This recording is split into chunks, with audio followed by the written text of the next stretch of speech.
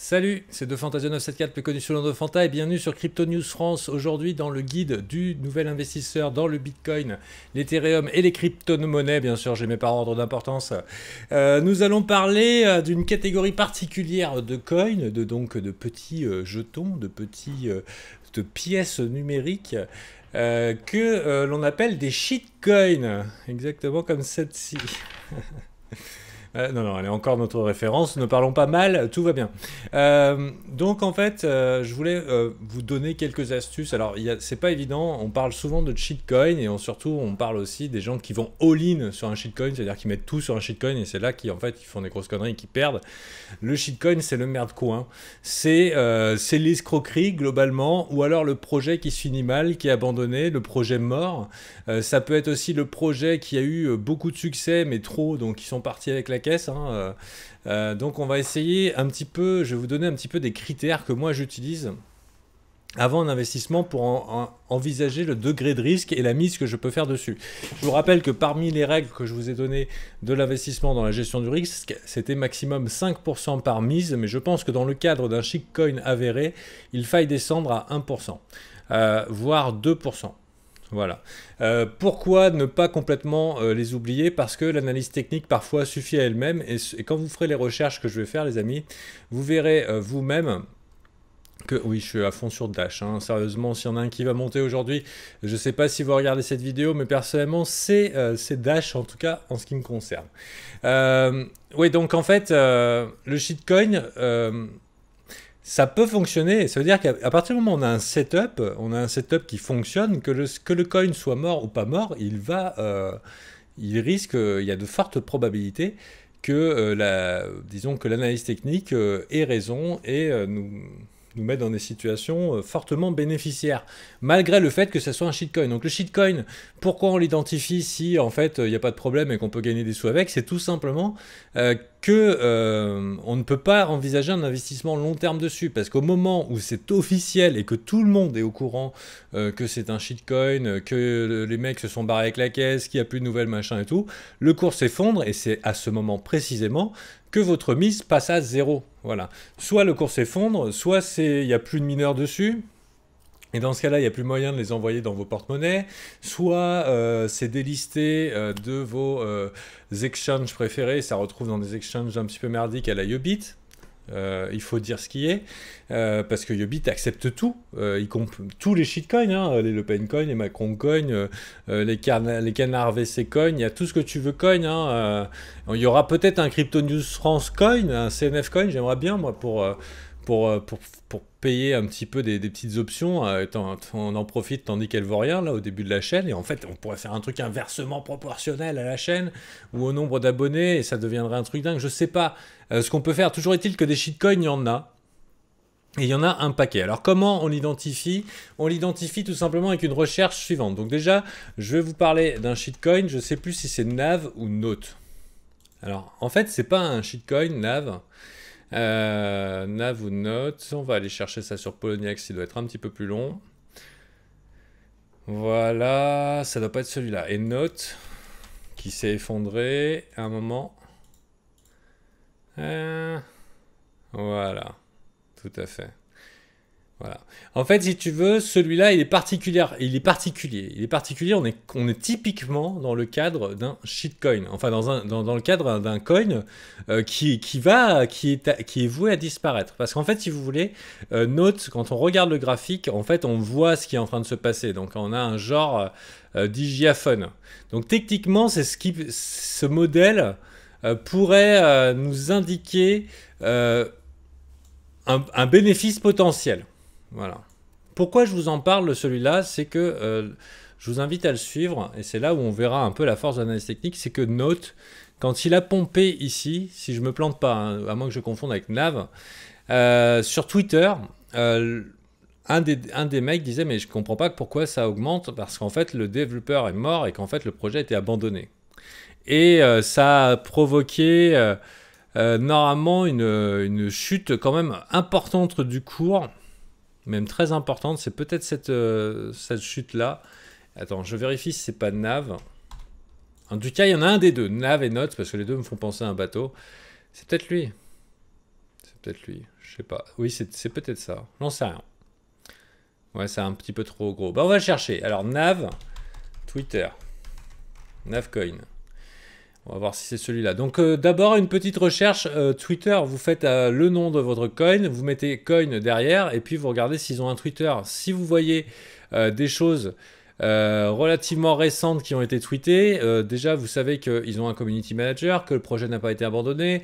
Vous pouvez avoir les dernières news. Et puis, éventuellement, vous pouvez avoir une raison à l'éventuelle augmentation du tarif. Donc, ce n'est pas Nav qui était dans l'embarras, c'était Note. Donc, on va faire Note Coin. Et on va chercher le Twitter. Nautilus Coin. Et c'est là qu'en fait, on devrait voir que le partenaire est mort. Voilà, sadly, a key employee has passed away. Et le project est terminé. Voilà. Il comprend pas pourquoi Note il est élevé.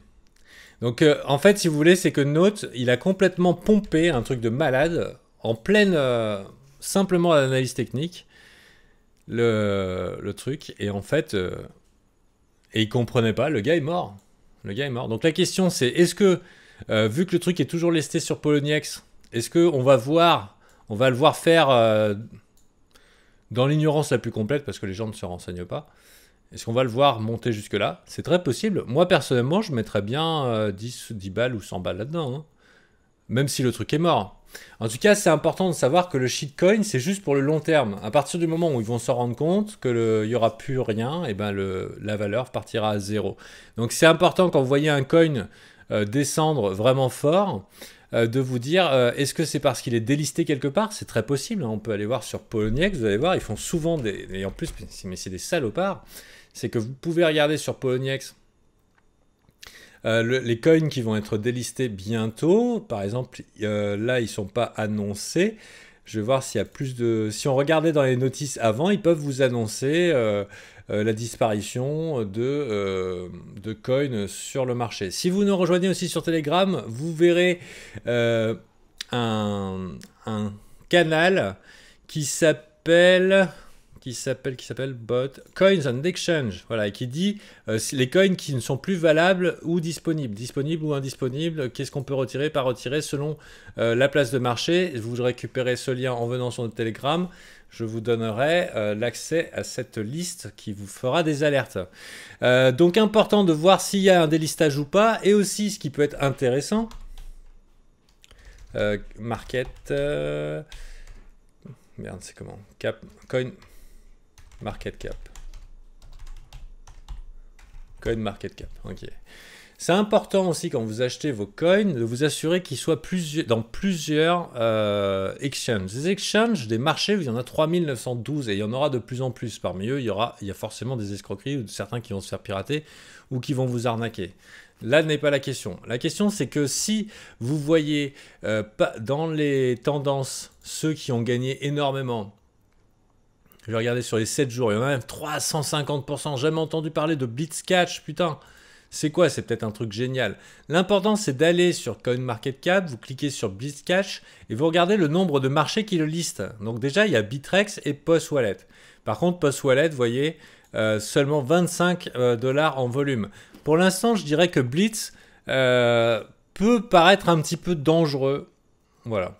Il peut paraître un petit peu dangereux puisqu'il n'est que sur un seul exchange et que l'idéal, c'est quand même d'en avoir au moins 2 sérieux pour pouvoir, en cas de délistage, par exemple de Poloniex ou de Bittrex, et qui sera une catastrophe pour le prix, vite retirer vos billes et aller le vendre sur un autre marché. Voilà. On va revenir un petit peu en arrière, donc ça c'est important. Combien il y a de choses ici? Allez chercher sur Twitter, donc combien il y a de marchés disponibles? Combien il y a de personnes sur Twitter? Est-ce que en fait il y a des infos? Par exemple là je vois... D'ailleurs, ça va être valable pour n'importe quel coin. Il faut savoir que d'ailleurs, on peut dire shitcoin pour n'importe quoi. Et certains considèrent que l'Ethereum est un shitcoin, notamment les maximalistes Bitcoin. Puisque techniquement, on peut tous considérer que tout ça, toute cette capitalisation repose comme un schéma de Ponzi, c'est-à-dire que ça grossit. La capitalisation, de toute façon, c'est ça, ça grossit, plus on investit dedans. Et donc, il y a un consensus qui fait que, bon, bah, ça se trouve, certains peuvent tout perdre sur certains coins qui sont voués à disparaître. ou alors qu'ils finiront en arnaque parce que c'est rentable. Les gens, pour la rentabilité, ils sont prêts à tout. Alors moi, ce que je vous propose, c'est de faire vos recherches suivantes. Par exemple, le Notecoin qu'on a identifié comme étant foutu, on va le chercher. Donc c'était Nautilus. Donc vous cherchez le nom. Et en fait, vous prenez l'habitude dans vos recherches Google, parce que là c'est une recherche Google, de rajouter derrière Bitcoin Talk. Alors ça, c'est un site à connaître absolument, Bitcoin Talk. Et parce qu'en fait, ils ont un répertoire annonces. C'est un forum. Et dans les annonces, il y a toutes les news en rapport avec vos coins. Et tous les coins y sont. Et c'est la communauté qui parle. Les gens qui parlent si ça a l'air bien, pas bien. Les développeurs qui disent s'il y a une mise à jour, pas une mise à jour, etc., etc. Et par exemple, on pourrait foncer à la page 395. Et il arrive très souvent que moi, quand je vais faire des achats sur Internet, enfin sur les échanges et je vais acheter un shitcoin, je regarde à la page 592 et il n'y a personne qui parle depuis 2 mois en disant « Oh tiens, il y a une pompe qui est passée par là ». Et en fait, il n'y a pas de raison. Le coin est techniquement mort. C'est juste qu'il a été pompé sans raison apparente. La valeur de ce coin ne vaut rien. Et c'est pour ça que c'est pas parce qu'un graphe augmente qu'il faut investir dedans. D'abord, faites vos propres recherches. Voilà. Et donc, par exemple, il cherchait des trucs. Je regarde un peu les news.